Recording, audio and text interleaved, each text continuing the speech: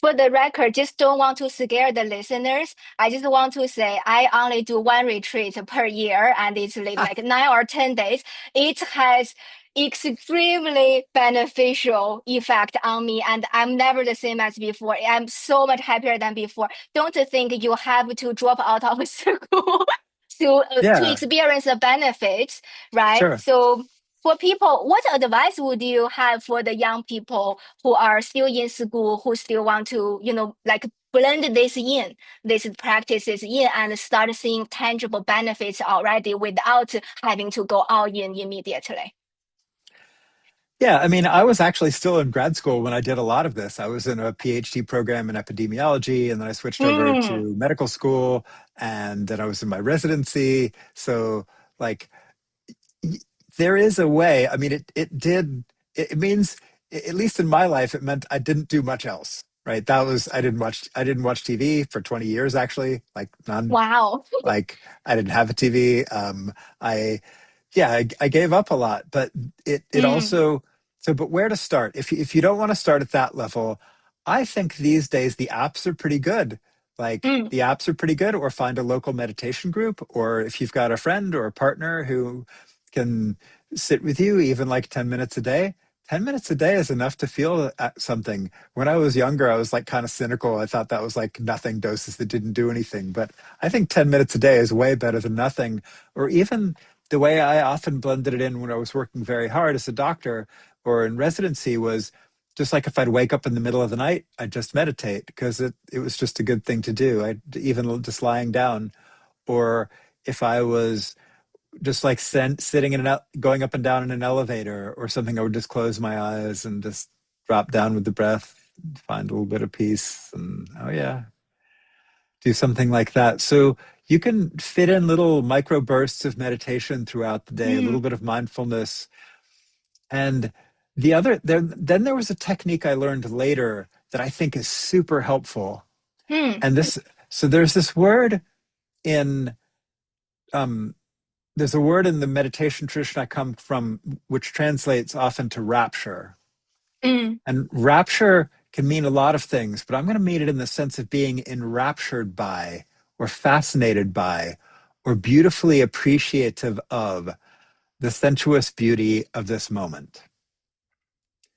So as I look at the screen, there's our heads kind of moving around, and the pixels have these cool colors, and there's like the blurriness behind you is actually kind of interesting too, and the sort of light, that's coming down, and then like the sense of my hand moving around is kind of interesting, and the sound of the microphone and the voice and just the cloth on my skin and the sort of warm air in the room and the sort of amber lights of my lights that are on me.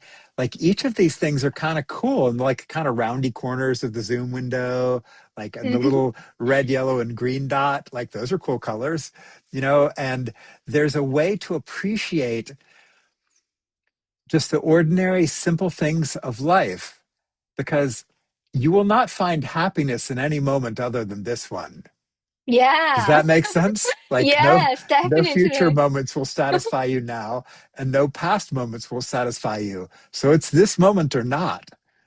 So figuring out how to appreciate the sensuous beauty in a very simple, straightforward way of just like, oh, my camera has these kind of rounded corners and the light's kind of glinting off it. Oh, I can feel the slight air of a fan, that's on my skin. It's just the air moves a little bit. Oh, my socks are kind of warm and soft and I can wiggle my toes. That way of appreciating life, like when you're just doing a dish and you can feel the dish is smooth and the soap is kind of soapy and the water's kind of warm, or when you're just squeezing a sponge and it's got that satisfying sponge, or you're just driving your car and you turn and it turns. That's kind of cool, right? Remember the first time Yeah. you ever drove a car and it like Yeah. turned when you turned, and it like, oh, that's cool. Like, there's a naive, joyful appreciation that we can bring back, and it initially sounds like cheesy or ridiculous or something. But when you start doing it and you start making it a practice, suddenly you realize, wait, this actually really changes something.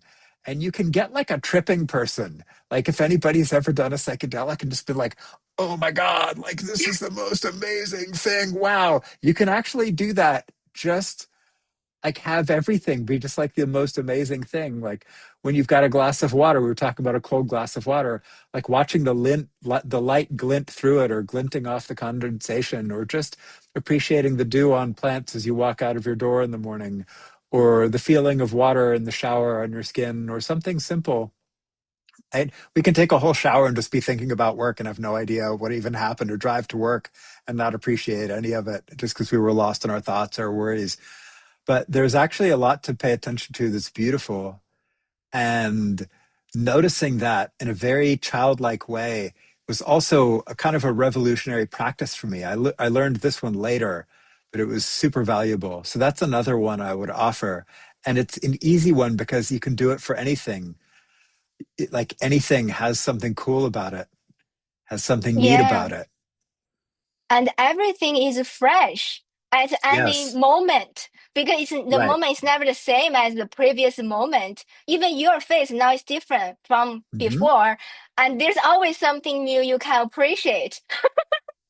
Yeah. That's so amazing. This actually reminded me of a practice I've done for years, which I never connected with my meditation, but turned out it actually helped me to have a strong foundation to have major experience in my very first retreat, which is a gratitude practice by Rhonda Barron. I don't know if you ever heard about it. She has I've a done a lot of book. gratitude practice, but I don't know her work, but it sounds cool. I think what I like is she has a book called The Magic, which she gives you the daily practice every day. So I'm really thinking about beginners. This is what I'm trying to help in my channel. Is when you're starting, it's so hard to even pay attention to the moment and find the things. So she eases you into it every day. She has an exercise to, inspire you to find the things to be grateful for, which is a good starting point. So I want to ask you about attention because this all requires some sort of attention, which in the modern days, I don't know anyone else who haven't watched TV for 20 years, right? With all those phones and distractions, do you have any advice for them?